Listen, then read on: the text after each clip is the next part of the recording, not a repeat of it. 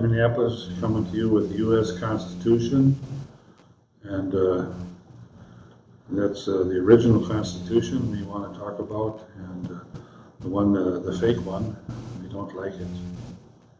Live in 3 minutes. Why is it live in 3 minutes? We're not quite here yet. YouTube, maybe we are. Let's see. Put our timer on here. Oh, we're on there now, I think. Are we published now? On YouTube, I think we are. This tablet kind of messed me up this time because it did a, it said 3 minutes or something, and that was only 1 minute ago. Let's see, we got to get our clock and get our timer started. There's our timer started, 58:30. I think we're on live at YouTube now, by now. And we want to talk about the U.S. Constitution, and the Constitution of the United States is not the real Constitution. We want the real one for the people, and we want the New Jerusalem, amen? That's what we want. Now, I don't know if any of you know what the Knights of Malta is, but they swear an oath to kill anything that ain't Catholic. Kavanaugh's a Catholic, I hear, but here's something he quoted, which is kind of nice. Matthew 25, "For I was hungry, and you gave me something to eat. I was thirsty, and you gave me something to drink. I was a stranger, and you invited me in. I needed clothes, and you clothed me. I was sick, and you looked after me. I was in prison, and you came to visit me." Then the righteous will answer him, "Lord, when did we see you hungry and feed you, or thirsty and give you something to drink?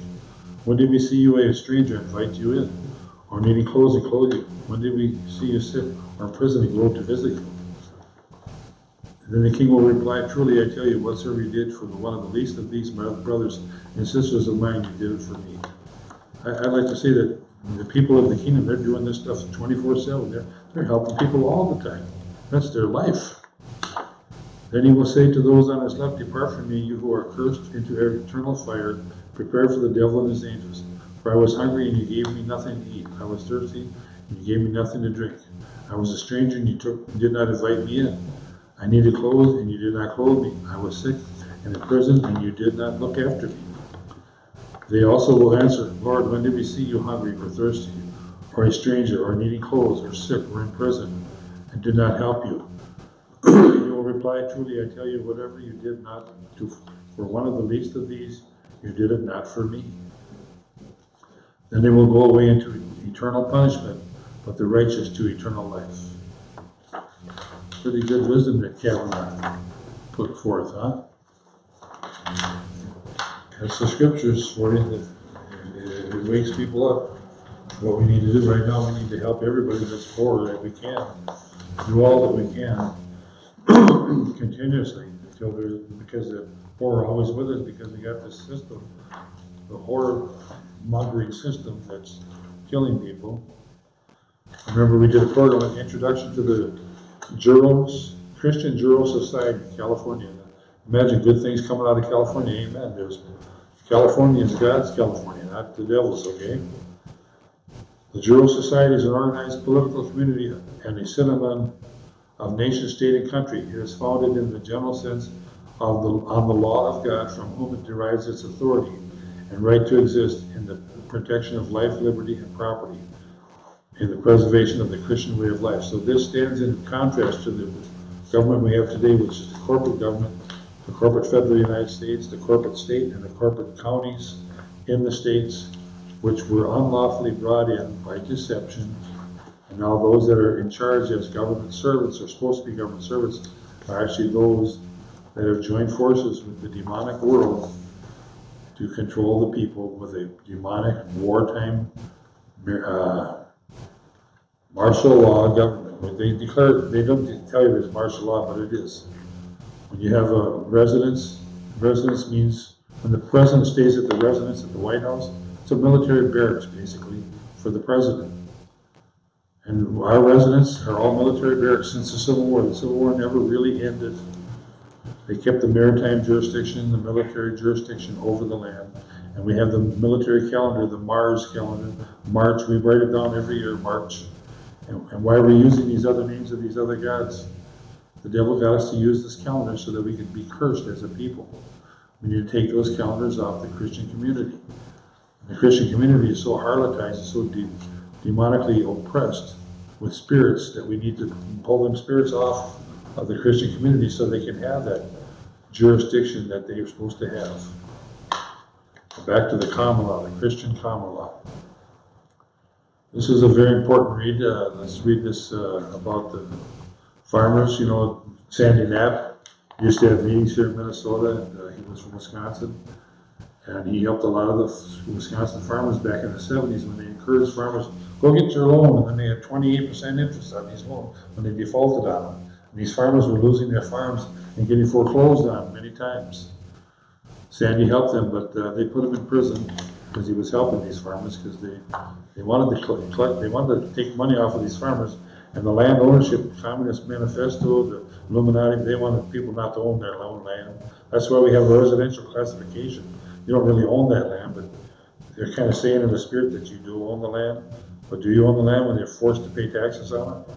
Shouldn't we have to pay the bills for our schools and roads and be able to say, no, we don't want that work done that way. We want it done this way, then we'll pay the bill.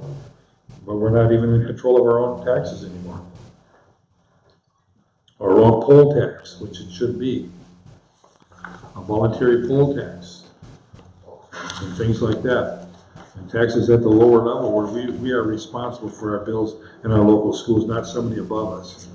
We can handle that. That's not a big deal. Let the government's powers be separated back to what they were in the beginning. Okay, this is a must-read, very important. It even confirms that Minnesota Senator Paul Wellstone and his wife and daughter were murdered, and why. It confirms that they were murdered. This change began in the mid-1970s when the Federal Land Bank illegally foreclosed on farmers' mortgages all throughout the Midwest. In each of these cases, the farmers were defrauded by the banks with the approval of the Federal Reserve System. I can tell you that I used to run Federal Reserve notes from the St. Paul Airport to the Federal Reserve in downtown Minneapolis, to the U.S. Bank, to Wells Fargo, all these different places, you know. And inside the Federal Reserve System in Minneapolis, we have a bulletin board that the employees, they put on their jokes about the fact that the Federal Reserve is not a real lawful government entity for our government, but a private corporation that launders their money away from we the people. They don't say that, but they don't care. They let their employees do that because they probably want to be known as the big mafia bank in town to take care of you peoples and rule over you. But the time comes when that will end. And Rand Paul wants to stop that. His dad, Ron Paul, I hear that he went the other way, so we don't know about that for sure. But God be the judge. This change began in the mid-1970s. Okay. In 1978, an elderly ranch farmer in Colorado purchased a farm with a loan from the Federal Land Bank. After he died, the property was passed on to his son, Roy Schwasinger, Jr., who was a retired military general. Soon after, a Federal Land Bank officer and federal marshal appeared on his property and informed him the bank was foreclosing on his farm and to vacate within 30 days. Without his knowledge, his deceased father signed a stipulation which reverted the property back to the Federal Land Bank in the event of the borrower's death. Outraged, Roy Schwasinger filed a class action lawsuit in the Denver federal court system.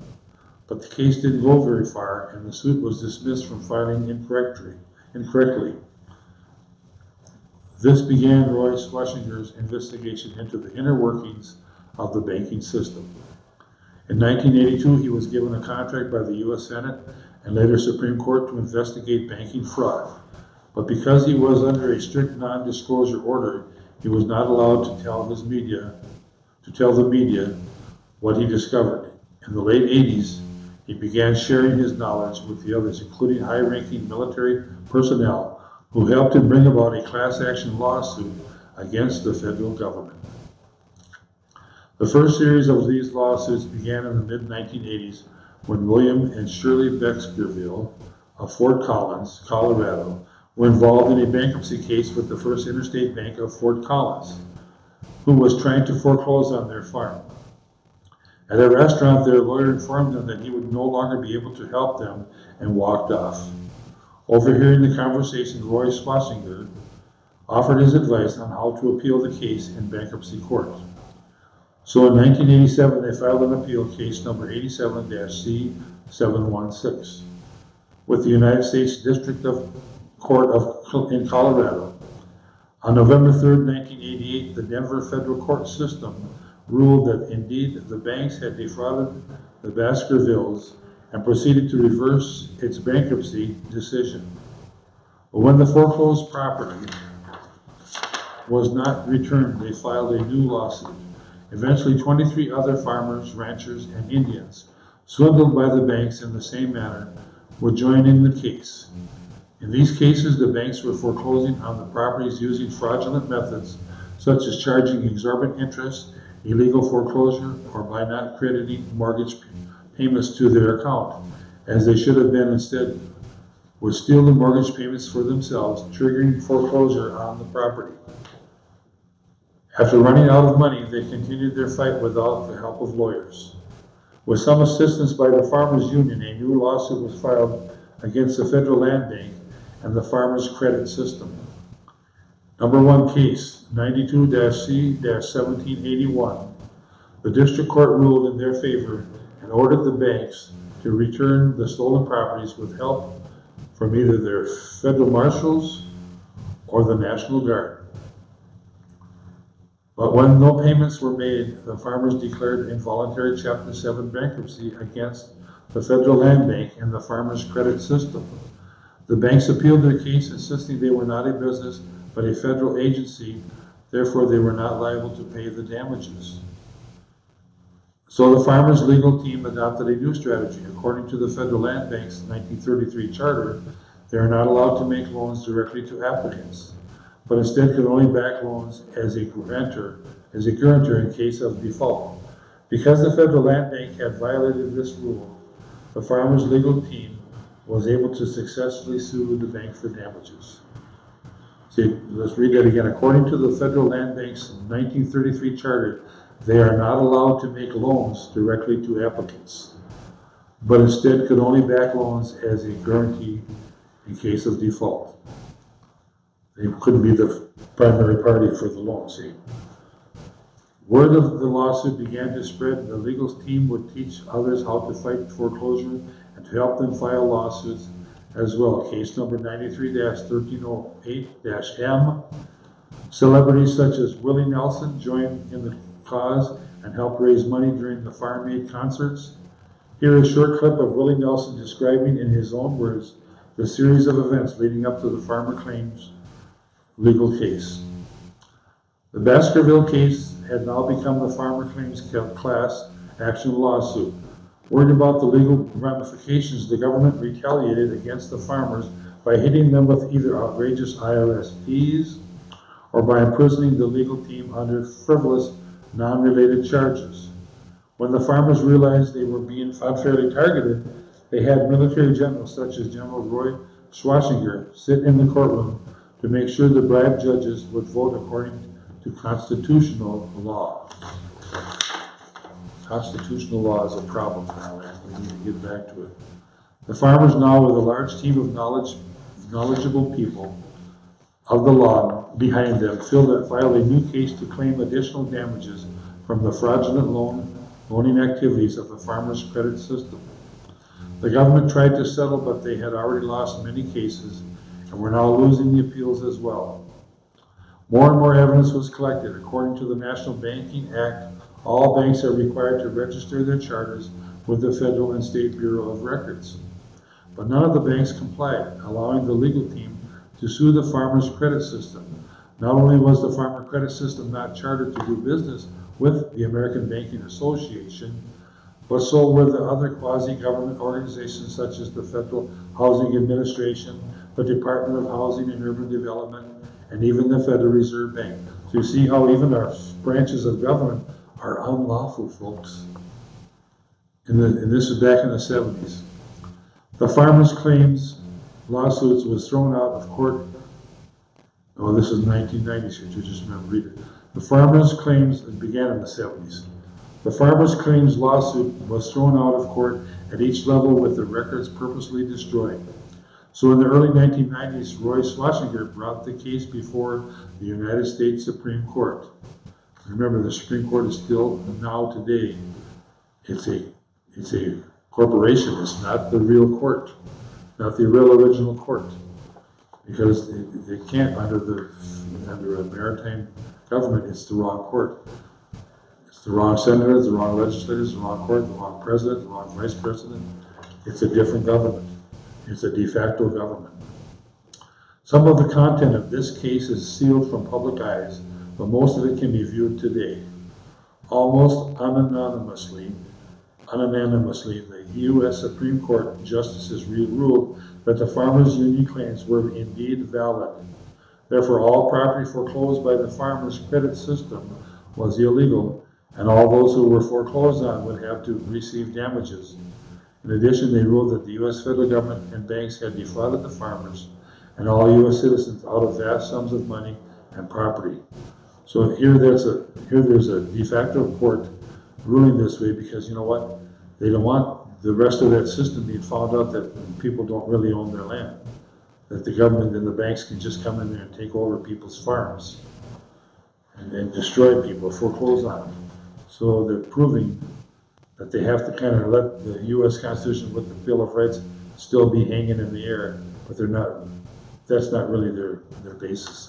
But they had to do this because there's too much evidence, and furthermore, and too much public opinion of it. And furthermore, the court ruled the shocking truth that the IRS was a Puerto Rican trust, and that the Federal Reserve was unlawful, and that the income tax amendment was only ratified by 4 states. That therefore was not a legal amendment, that the IRS code was not enacted into positive law. So here we're seeing that the Supreme Court at that time ruled that the IRS was a Puerto Rican trust, not a real branch of government, that the Federal Reserve was an unlawful, that the income tax amendment was only ratified by 4 states, but the states were at that time unlawful senators and legislators, not the interim government, not the republic, but a corporate government, and therefore was not a legal amendment. So even if all the states did amend it, it still wouldn't be legal. So we're living with a government that's getting by without law, it's the god of war. It's doing what it wants. We're seeing the government do what it wants. That the IRS code was not enacted into positive law within the code of the federal regulations, and how the U.S. government illegally foreclosed on farmers' homes with the help from federal agencies. And those agencies, as we see, were not allowed to be part of the loans either. They were unlawful. They were not registered right. Positive law. Laws that have been enacted by a properly instituted and recognized branch of the government. There we go. That's what they were not. They were not the properly instituted branch of our real de jure government. Irrefutable proof was presented by a retired CIA agent. He provided testimony and records of the bank's illegal activities to lead further evidence that the farmers' union claims were indeed legitimate. The implications of such a decision were profound. All gold, silver, and property titles taken by the Federal Reserve and IRS must be returned to the people. I'd like to have the property, my title, returned. The property is not the real ownership of the property. Property title, that's just a paper given to you by the government that they recognize you are the owner of the property. Torrance title or with the kind of titles they give you. The legal team sought assistance from a small group of benevolent visionaries consisting of politicians, military generals, and business people who have been secretly working to restore the Constitution since the mid-1950s. Imagine that these people are working in our government, military people, politicians, and business people trying to correct our Constitution since the 1950s. They realized in the Civil War the Constitution was overthrown. Somehow within their ranks, a 4-star U.S. Army general received title and receiver of the original 1933 United States bankruptcy. When the case was brought before the U.S. Supreme Court, they ruled in his favor, giving the Army General title over the United States Incorporated. You hear that? United States Incorporated. That wasn't supposed to be, folks. We're supposed to be the United States of America, but not this incorporated stuff that they added. They made a new United States without our permission. Legal action was then passed on to the Senate Refinance Committee, and Senator Sam Nunn was working with Roy Swashinger. Now Sam Nunn he's part of the de facto government. He's not the Republic for the United States. All these senators and legislators are part of the government that was put in place after they killed Lincoln.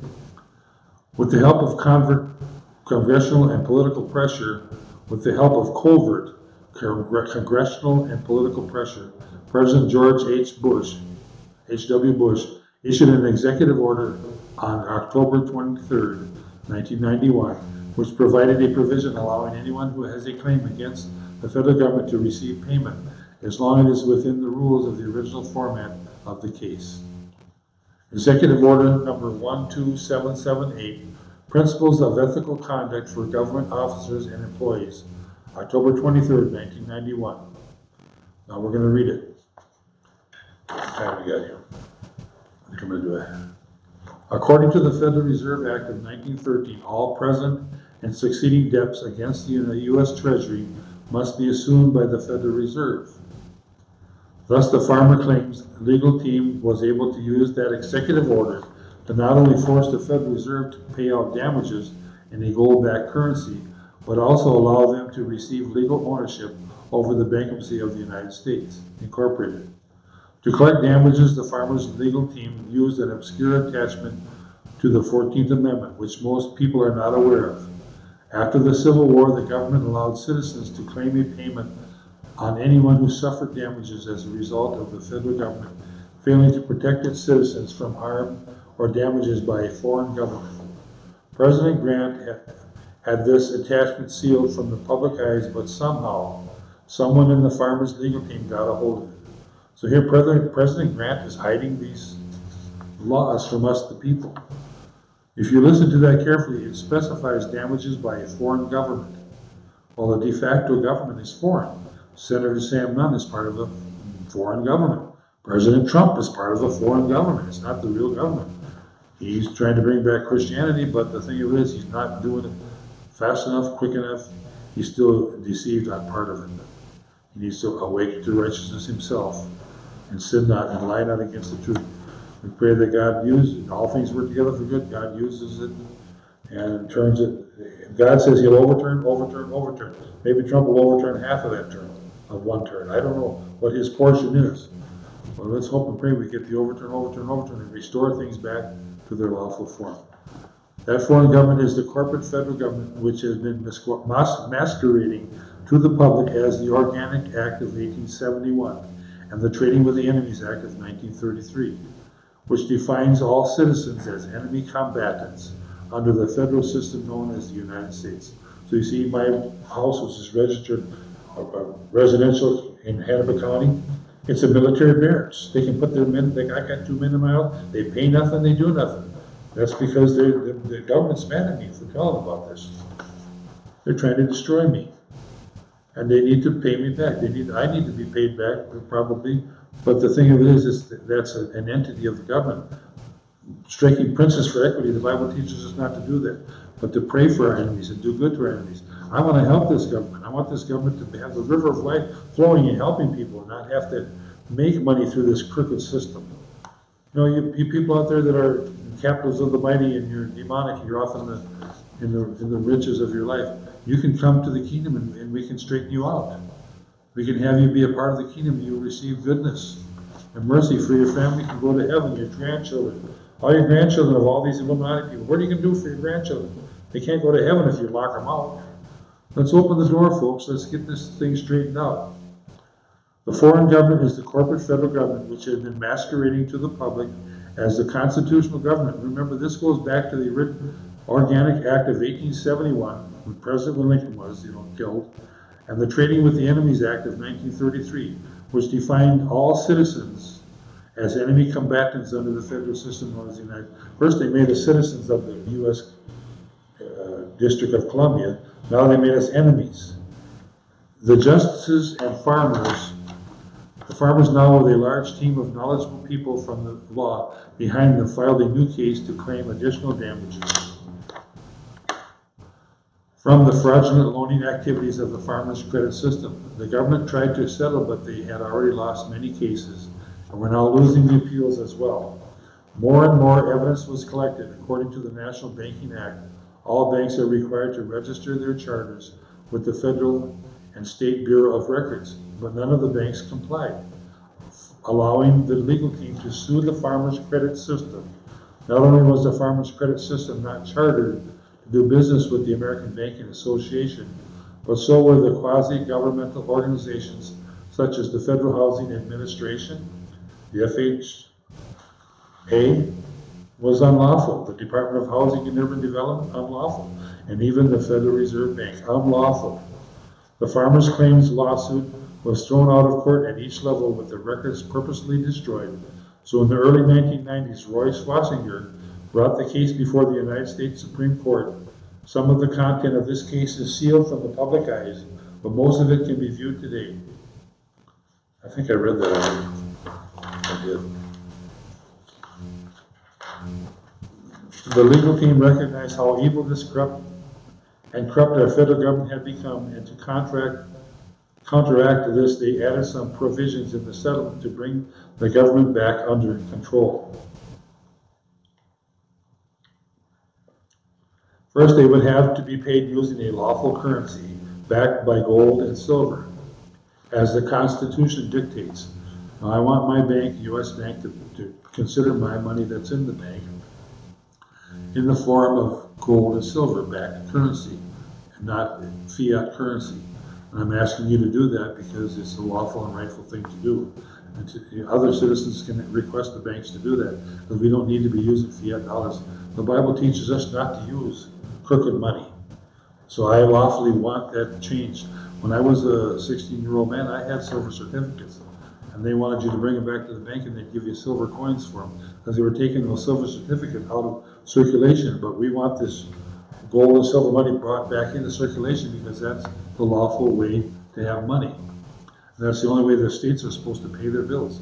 So the corporate Minnesota has to be changed back to the territory of Minnesota and start to do gold and silver paying of their bills. North Dakota has a North Dakota bank that doesn't go through the Federal Reserve. They could quickly turn over to gold and silver because they don't have a Federal Reserve system banking in their state system. Okay, so the legal team recognized how evil and corrupt our federal government had become, and to counteract this, they added some provisions in the settlement to bring the government back under control. First, they would have to be paid using a lawful currency backed by gold and silver, as the Constitution dictates. This would eliminate inflation and gyrating economic cycles created by the Federal Reserve System. So you see, we don't need to have inflation. We don't need to have the stock market going up and down because as much as it does, because without this crooked system, we can have a prospering, growing tree system that actually grows every year. Second, they would be required to go back to common law instead of admiralty law under the gold French flags.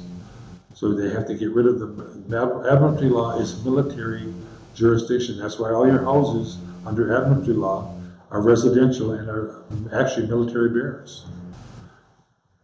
They could put their soldiers in your house if they wanted to, because the God of War has no laws. They just got to get the job done.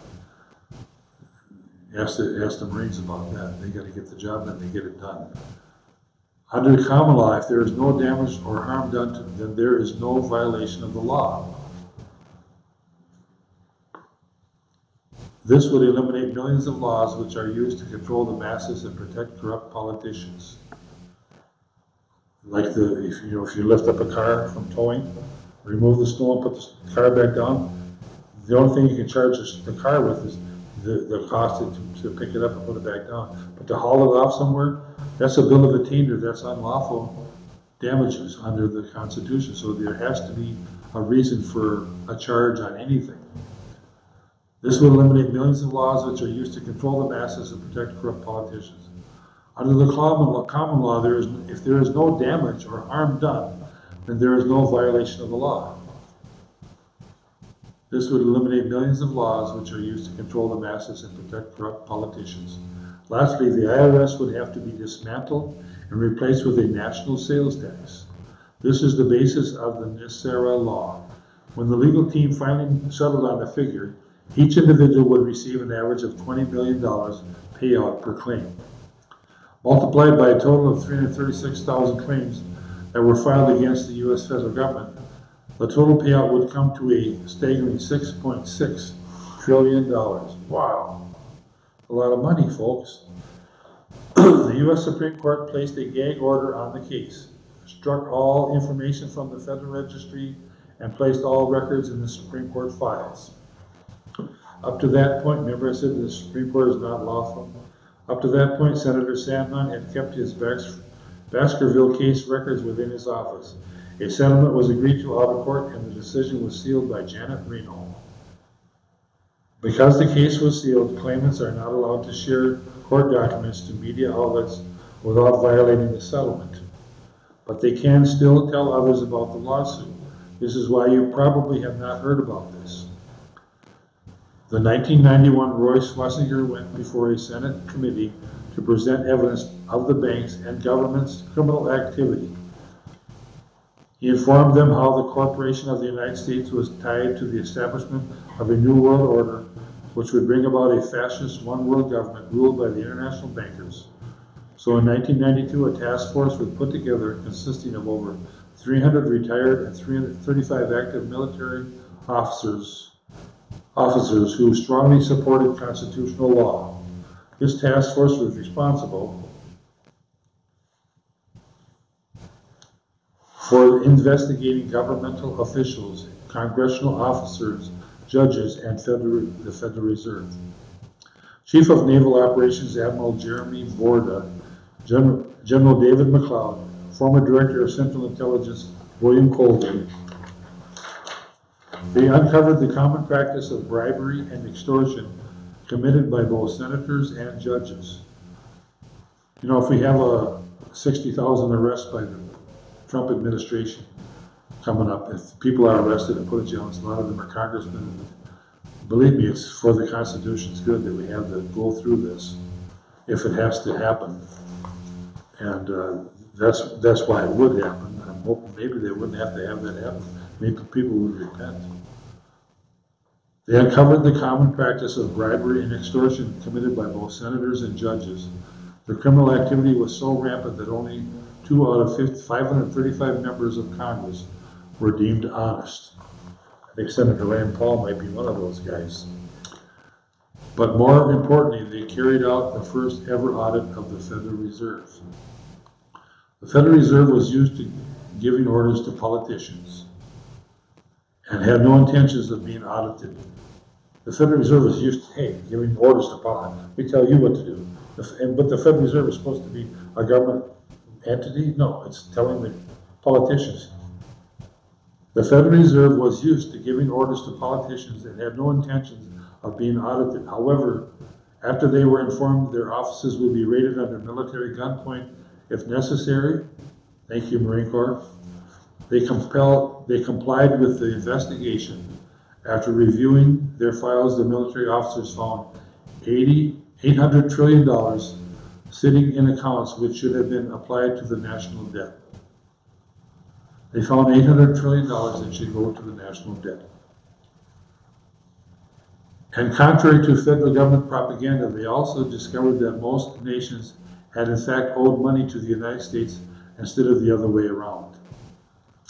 These hidden trillions were then confiscated and placed into European bank accounts in order to generate the enormous funds needed to pay the farmers' claims class action lawsuit.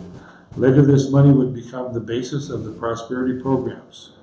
Despite these death blows, President George H.W. Bush and the Illuminati continued on with their plans of global enslavement. In August 1992, the military officers confronted President Bush and demanded he sign an agreement that he would return the United States to the constitutional law and ordered him to never use the term New World Order again. Bush pretended to cooperate but secretly planned to bring about the New World Order anyway by signing an executive order on December 25th, 1992 that would have indefinitely closed all banks, giving Bush an excuse to declare martial law. Under the chaos of martial law, Bush intended to install a new constitution which would have kept everyone currently in office in their same position for 25 years and would have removed all rights to elect new officials. The military intervened and stopped Bush from signing that executive order. In 1993, members of the Supreme Court, certain members of Congress, and representatives from the Clinton government meet with high-ranking U.S. military officers who were demanding a return to constitutional law, reforms of the banking system, and financial redress.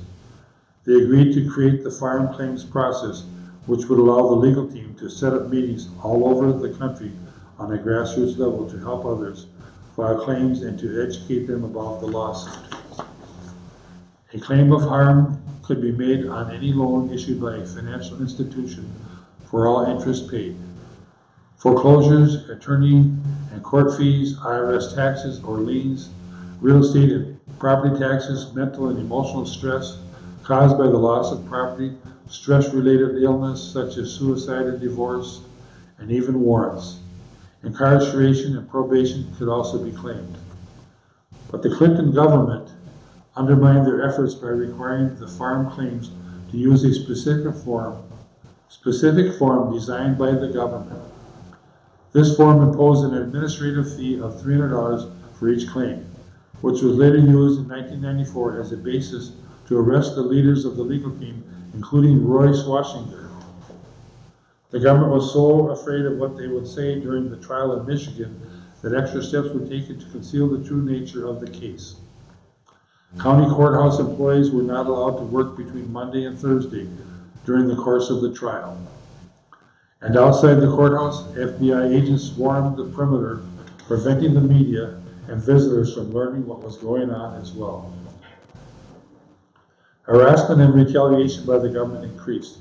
Many were sent to prison or murdered while incarcerated.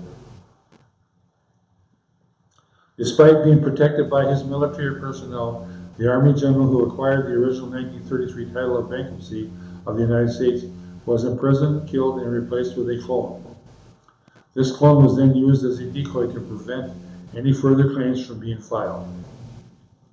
During the first Clinton administration, the military delayed many of Clinton's federal appointments until they were sure these individuals would help restore the constitutional law. One such individual who promised to bring about the necessary changes was Attorney General Janet Reno. In agreement with the Supreme Court ruling on June 3, 1993, Janet Reno ordered the Delta Force and Navy SEALs to Switzerland, England, and to Israel to recapture trillions of dollars of gold stolen by the Federal Reserve System from the strategic gold reserves. These nations cooperated with the raid because they were promised their debts owed to the United States would be canceled. And because these people who stole the money from the United States also stole money from their nations as well. This bullion is to be used for the new currency backed by precious metals. It's now safely stockpiled at the NORAD complex at Colorado Springs, Colorado. And 4 other repositories, Janet Reno's action so enraged the powers that be that it resulted in her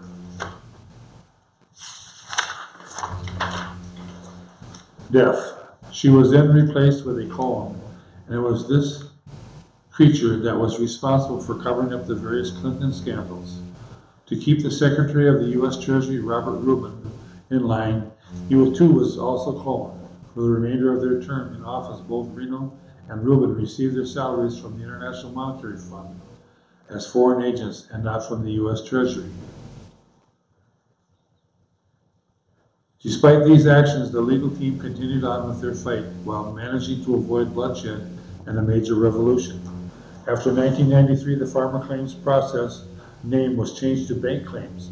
Between 1993 and 1996, the U.S. Supreme Court required the U.S. citizens to file bank claims to collect damages paid by the U.S. Treasury Department. This process closed in 1996. During this time, the U.S. Supreme Court assigned 1 or more justices to monitor the progress of the rulings. They enlisted help of experts in economics, monetary systems, banking, constitutional government, and law, and many other related areas. These justices built coalitions of support and assisted with thousands of people worldwide, known as the White Knights. The term White Knights was borrowed from the word of big business, it refers to a vulnerable company that is rescued by a corporation or a wealthy person from a hostile takeover.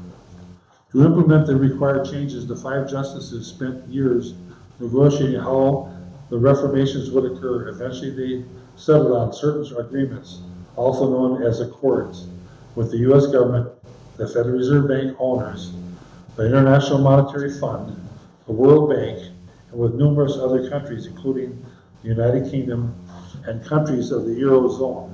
Because these U.S. banking reformations will impact the entire world, the IMF, the World Bank, and other countries had to be involved. The reformations required that the Federal Reserve be absorbed by the U.S. Treasury Department, and the bank's fraudulent activities must be stopped and payment must be made for past harm. In 1998, the military generals who originally participated in the farmers' claim process realized that the U.S. Supreme Court justices had no intentions of implementing the accords. Remember I said that they're not the lawful Supreme Court. So they decided the only way to implement the reformations was through a law passed by Congress in 1999, a 75-page document known as the National Economic Security and Reformation Act was submitted to Congress, where it sat with little action for almost a year. Late one evening on March 9th, 2000, a written quorum call was hand-delivered by Delta Force and Navy SEALs to 15 members of the U.S. Senate and the U.S. House, who were sponsors and co-sponsors of Nasarah. They were immediately escorted by the Delta Force and Navy SEALs to their respective voting chambers, where they passed the National Economic Security and Reformation Act. These 15 members of Congress were the only people lawfully allowed to hold office in accordance with the original 13th Amendment. Remember, British soldiers destroyed copies of the Titles of Nobility Amendment, TONA, in the War of 1812, because it prevented anyone who had ties to the Crown of England from holding public office. Now, a bar association attorney, like Lincoln was, not supposed to hold office. They belonged to the Bar Association of England. Nasarah is the most groundbreaking reformation to sweep not only this country, but our planet in its entire history. The act does away with the Federal Reserve Bank, the IRS, the shadow government, and much more. Nasarah implements the following changes. Zeroes out all credit card, mortgage, and other bank debt due to illegal banking and government activities. This is the Federal Reserve's worst nightmare, a jubilee or a forgiveness of debt. Abolishes the income tax, abolishes IRS. Employees of the IRS will be transferred into the U.S. Treasury National Sales Tax area. Creates a 40% flat rate, non-essential new items only sales tax. Revenue for the government. In other words, food and medicine will not be taxed, nor will used items such as old homes. Increases benefits to senior citizens. Returns constitutional law to all courts and legal matters. Reinstates the original Title of Nobility Amendment. Hundreds of thousands of Americans under the control of foreign powers will lose their citizenship, be deported to other countries, and barred from re-entry from the remainder of their life. And millions of Americans will soon discover their college degrees are now worthless paper. It establishes new presidential and congressional elections within 120 days of Nasarah's announcement. The interim government will cancel all national emergencies and return us back to the constitutional law. Monitors elections and prevents illegal election activities of special interest groups. We're running out of time, I think. We got 15 minutes. Creates a new U.S. Treasury, rainbow currency, backed by gold, silver, and platinum precious metals, a mile of highway because we own it, ending the bankruptcy of the United States initiated by Franklin Roosevelt in 1933. Forbids the sale of American birth certificate records as chattel property bonds by the U.S. Department of Transportation. You didn't know that you were like a car, you belonged to the U.S. Department of Transportation, which is unlawful. It wasn't doing this right, it wasn't doing the constitutional work. It was a slave, making slaves out of us people. Initiates new U.S. Treasury bank system in alignment with constitutional law. Eliminates the Federal Reserve System. During the transition period, the Federal Reserve System will be allowed to operate side by side of the U.S. Treasury for 1 year in order to remove all Federal Reserve notes from the money supply. Restores financial privacy. Restrains all judges and attorneys in constitutional law. Ceases all aggressive U.S. government military actions worldwide. Establishes peace throughout the world. Releases enormous sums of money for humanitarian purposes. Enables the release of over 6,000 patents of suppressed technologies that are being withheld from the public under the guise of national security, including free energy devices, anti-gravity, and sonic healing machines. You see things like the beamer that they put in the astronaut suits can heal people that they don't have in the nursing homes, they don't have in the hospitals, but these things should be in our, it would cut the medical expenses right down. So this is another section from the Free to Talk About Your Health program. We're talking about health here. So this releases over 6,000 patents of suppressed technologies that are being withheld from public under the guise of national security, including free energy devices, where you make electricity for free, self-generating electric, anti-gravity, and sonic healing machines. Because President Clinton's clone had no interest in signing Nasarah into law, October 10, 2000, under orders from U.S. military generals, the elite Naval SEALs and Delta Force stormed the White House and under gunpoint forced Bill Clinton to sign Nasarah. During this time, Secret Service and White House security personnel were ordered to stand down, disarmed, and allowed to witness this event under a gag order. From its very inception, Bush Sr., the corporate government, major bank houses, and the Carlyle Group have opposed Nasarah. To maintain secrecy, the case details and the docket number were sealed and revised within the official congressional registry to reflect a commemorative coin, and then again it was revised even more recently. This is why there are no public congressional records and why a search for this law will not yield the correct details until after the reformations are made public. You probably never heard of this law due to an extreme strict gag order placed upon politicians, media personnel, and bank officers. Even though Alex Jones or Ron Paul will not tell you about it, the law is still valid. If the law is valid, but they keep you from it, they're keeping us from it, to our own hurt. And members of Congress will not tell us of this because they have been ordered by U.S. Supreme Court Justice.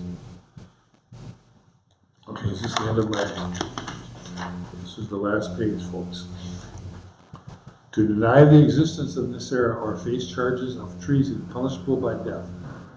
Some members of Congress have actually been charged with obstruction. When Minnesota Senator Paul Wellstone was about to break the gag order, but before he could, his small passenger plane crashed, killing his wife, daughter, and himself. If fear isn't enough to keep Congress in line, money is. The CIA routinely bribed senators with stolen loot from the bankroll programs. Every senator has been bribed with a minimum of $200 million deposited in a Bank of America account in Canada. You will never hear the media networks report about Nasarah. To maintain silence, major news networks such as CNN are paid in the tune of $2 billion annually. Some of this loot is followed by the Mormon Church in Utah through Senator Orrin Hatch's office and Bank of America. Not only is Congress bribed out of the entire Joint Chiefs of Staff, an upper tier of the government, including the President, receives these payments as well. Only the Provost Marshal has the lawful authority to arrest these individuals, but sadly he won't do his job either. It seems the United States military is full of pencil-pushing politicians who care more about the advancement of doing their job, and not surprisingly, much disinformation about Nasarah can be found on the internet. Prominent naysayers, including Quatloos.com, see Quatloos.com, which is rumored to be a CIA front, Nasarah.org, which is maintained by the Bush family, Sherry Schreiner, and various internet channelers receiving their messages from the telepathic spooks have all contributed to the confusion. Even the information on Wikipedia is in error. Wikipedia gives you the history of CIA agent Harvey Bernard's Nasarah Law. If you look closely, this law stands for National Economic Stabilization and Recovery Act, which would have made reforms to the economy and replaced the income tax with a national sales tax. This law was rejected by Congress in the 1990s, but there is a little mention of the National Economic Security and Reformation Act on Wikipedia or its ramifications. The next step is to announce Nasarah to the world, but it's not an easy task to do. Many powerful groups have tried to prevent the implementation of Nasarah. One page left here. The Nasarah Law requires that at least 1 year an effort be made to announce the law to the public. 3 current U.S. Supreme Court judges control the committee in charge of Nasarah's announcement. These judges have used their overall authority to secretly sabotage Nasarah's announcement. In 2001, after much negotiation, the Supreme Court justices ordered the current Congress to pass resolutions approving Nasarah. This took place on September 9, 2001, 18 months after Nasarah became law. On September 10, 2001, George Bush Sr. moved into the White House to steer his son on how to block the announcement. The next day, on September 11, 2001, at 10 a.m. Eastern Daylight Time, Alan Greenspan was scheduled to announce the new Treasury Bank system, debt forgiveness for all U.S. citizens, and abolishment of the IRS as the first part of the public announcements of Nasarah.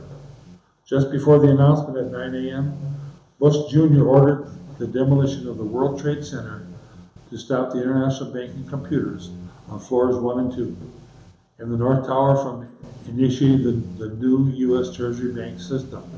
Explosives in the World Trade Center were planted by both CIA and Mossad operatives and detonated remotely in Building 7, which was demolished later that day in order to cover up their crime.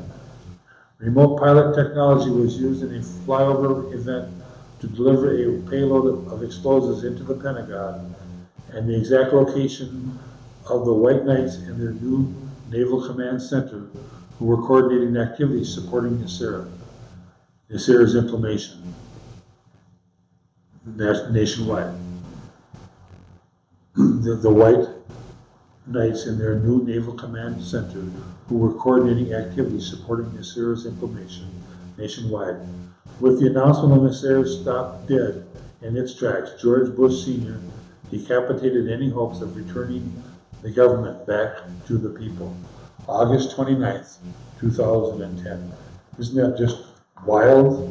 You didn't know that, did you? A lot of you? Wow. If that's what the government's been up to, that's quite, we're almost got our government back, but not quite. There's still enemies in the kitchens trying to stop us. Well, YouTube out there, hope this helps. Some of you can investigate some of the things, see what you can find out. It's 2018 now, so, and we're about ready to stop. Oh, we did stop. Stop the stopwatch. Stop the program. 763-691-5490 if you need to call. Whoops. Come back. Come back. Come back. Hey. How did that happen? I'm going to shut you off. Come on.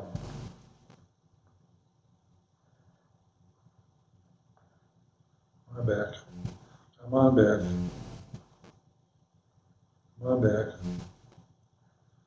Come on back. No. Come back. Back. No. You need to go back.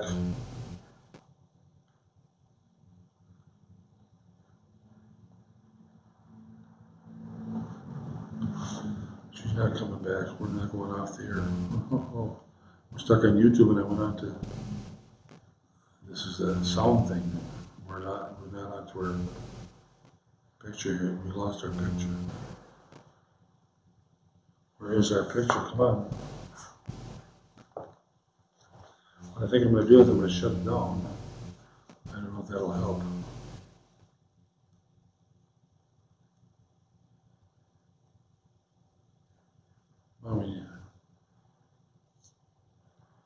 slide the power on, it should go off. But it didn't go off. I have to go talk to Val.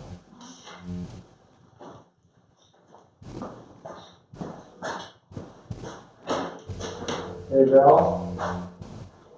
Val, are you around?